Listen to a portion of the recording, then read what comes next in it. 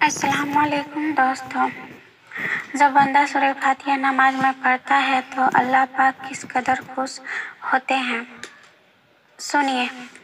رسول اللہ صلی اللہ علیہ وسلم نے فرمایا، جب بندہ نماز میں الحمدللہ رب العالمین کہتا ہے تو اللہ تعالیٰ فرماتے ہیں، حمیدنی عبدی، اس کا مطلب میرے بندے نے میری تعریف کی۔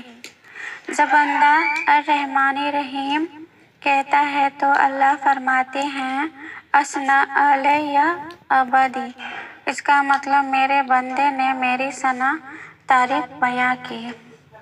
جب بندہ مالک یوم الدین کہتا ہے تو اللہ فرماتے ہیں، مجدنی عبدی، اس کا مطلب میرے بندے نے میری بزرگی بیان کی۔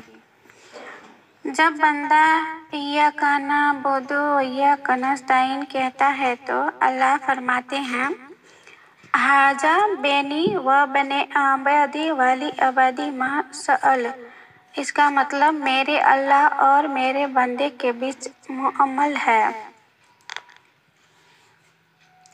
میرا بندہ جو سوال کرے گا وہ دوں گا۔ اور جب بندہ اہدنا الصراط المستقیم سے والضالین تک پڑھتا ہے تو اللہ فرماتے ہیں، ھذا لعبدی ولعبدی ما سأل، یہ میرے بندے کے لیے ہے اور میرا بندہ جو مانگے دوں گا۔